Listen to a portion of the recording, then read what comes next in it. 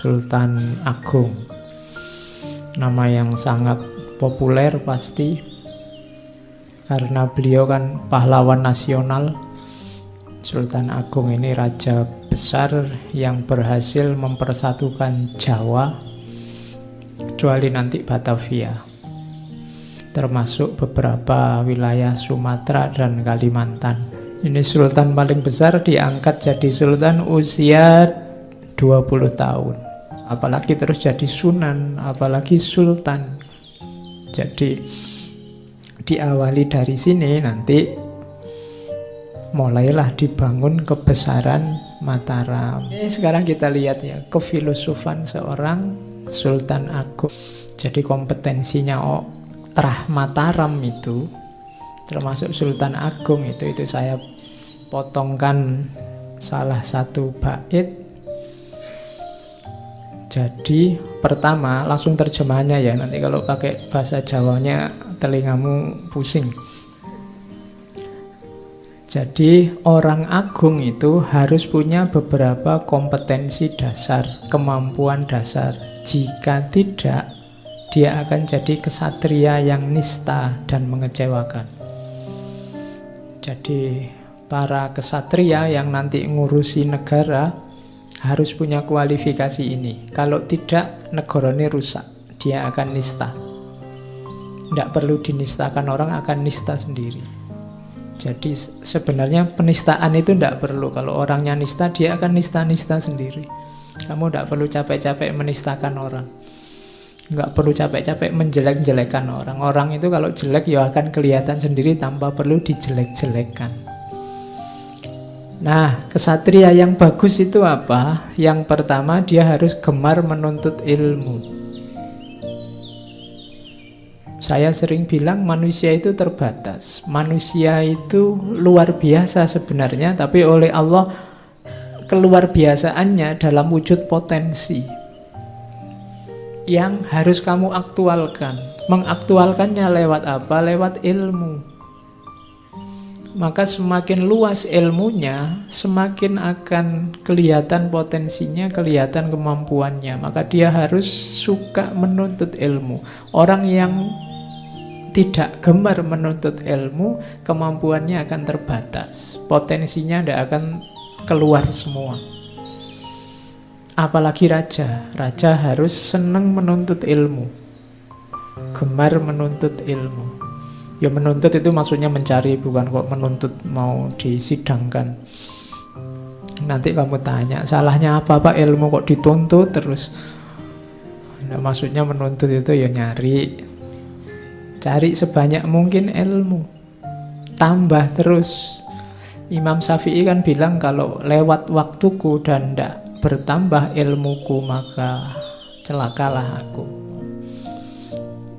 Jadi hari ini waktumu sudah mau lewat, sebentar lagi kamu tidur, sudah tambah ilmu belum? Nah, itu kan kamu harus refleksi sendiri. Setiap kali mau tidur, di antara wiridmu tanyakanlah, kamu sudah nambah ilmu apa hari ini? Yang manfaat untuk hidupmu, nambah kualitas dirimu. Jadi harus gemar menuntut ilmu. Gemar itu berarti suka, bukan terpaksa. Kenapa kamu selama ini berat membaca, berat belajar? Mungkin karena terpaksa, atau kamu memaksa dirimu. Tapi ya ndak apa-apa. Kalau orang Jawa bilang tresno itu jalaran soko kulino. Lama-lama pasti suka. Kamu akrabi terus lama-lama pasti suka. Kamu ngincer siapa di sini, diakrabi aja. Suwe-suwe mesti ya nyambung-nyambung. Nah, itu gemar nuntut ilmu. Yang kedua, mampu ngaji. Ngaji ya, bukan cuma ngaji filsafat. Semua jenis ngaji, termasuk ngaji Al-Quran. Kenapa istilahnya ngaji, termasuk ngaji filsafat ini pakai istilah ngaji? Saya pernah menjelaskan bahwa ngaji itu dari kata dasar aji. Aji itu maksudnya kemuliaan. Ngaji berarti menuju kemuliaan. meningkatkan kualitas diri sehingga kamu dengan ilmu mau kamu semakin mulia, semakin mulia. Maka ngaji tidak ekuivalen dengan belajar.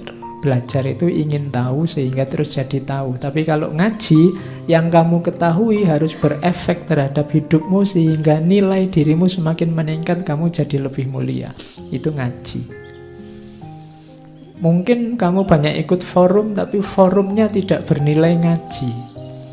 Mungkin kamu hanya dapat informasi dan tidak berefek apa-apa terhadap hidupmu. Itu bukan ngaji. Ngaji itu harus ada efek. Kemuliaan dirimu semakin bertambah. Dengan kualitas ilmu yang bertambah, kualitas dirimu juga semakin bertambah. Maka sering-seringlah ngaji. Oke, itu kenapa istilahnya ngaji filsafat. Cuma dulu waktu pakai istilah ngaji filsafat, jane yo ngawur. Tapi lama-lama, oh iya ya ternyata pas juga ngono. Ya ndak apa-apa ya ketemu neng buru lo, skenarionya Allah kan memang gitu bang. Hidup kita itu sering yo pas-pasan gitu kan. Jadi oh iya ya ternyata pas juga. Dulu kamu mungkin kuliah, kok aku kuliah filsafat ya buat apa. Akhirnya oh iya ya pas, untung aku dulu kuliah filsafat. Mungkin jadi gitu. Padahal dulu nggak sengaja pilihan kesekian, nah, sini nggak diterima, sana nggak diterima, ya gimana lagi, nyari yang mesti diterima lah, yang nggak ada peminatnya kan gitu. Oke, kemudian kalau itu urusan belajar, mampu membaca, kalau ini Islami ya Iqra, membaca yang tertulis maupun yang tidak tertulis, ayat-ayat qauliyah maupun ayat-ayat kauniyah. Pinter baca, terus pinter nulis, pasti ngarang. Makanya raja-raja dulu itu warisan tulisannya juga banyak. Kok sempet ya Pak? Sempet. Pasti bisa. Waktumu itu sebenarnya banyak. Sebenarnya ndak bisa orang alasan saya sibuk, ndak bisa, ndak. Waktumu itu banyak. Hanya saja peruntukannya yang kadang-kadang ndak jelas. Ndak sempat Pak saya nulis, ndak sempat Pak saya baca, saya sibuk sekali Pak. Koyok ya, oh tapi ayo dicermati, buat apa waktumu dalam sehari? Berapa jam kamu pegang HP? Penelitian terbaru di Indonesia, rata-rata orang Indonesia itu minimal pegang HP sehari 3 jam.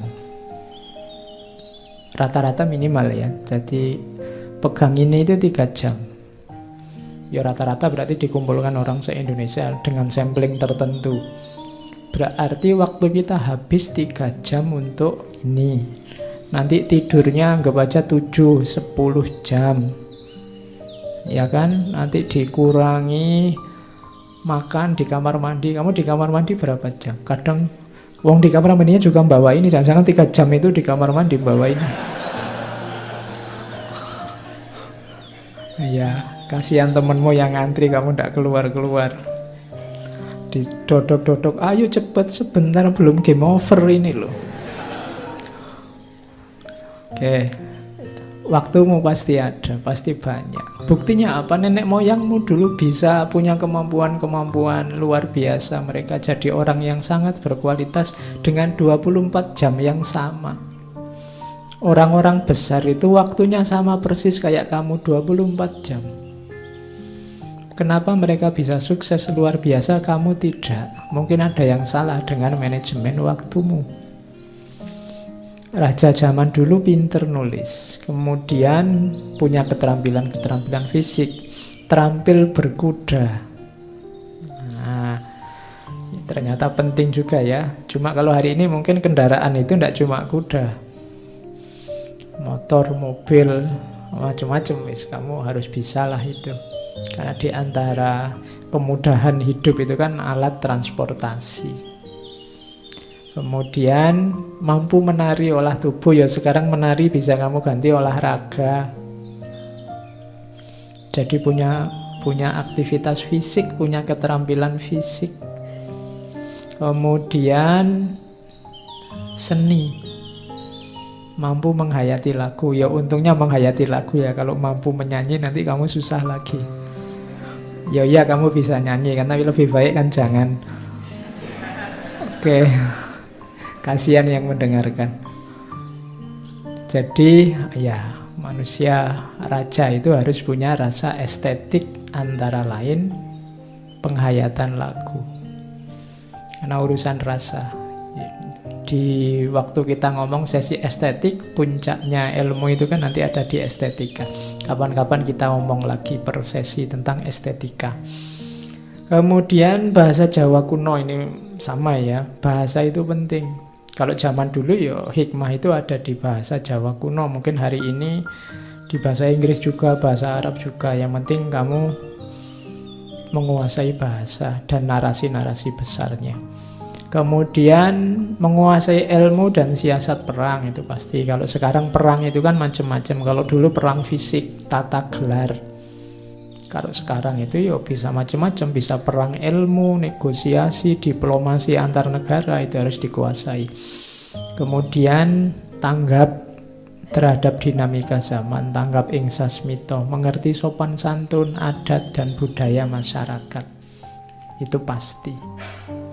Pemimpin satu negara, satu wilayah harus ada di bagian paling mulia dari sopan santun, adat, dan budaya masyarakatnya. Tidak boleh diwakilkan. Tidak boleh alasan, saya kan orang biasa, kadang-kadang salah juga. Tidak. Dia harus ada di bagian paling baik, bahwa kadang-kadang kejeblos iya, tapi dia harus mengusahakan dirinya selalu di ranah dan level yang terbaik. Berusaha ke sana. Nah, kompetensi inilah yang layak disebut wong agung. Orang besar, orang mulia. Oke, ya kalau diomongkan sini gampang, kalau dijalani berat itu lakunya seorang raja.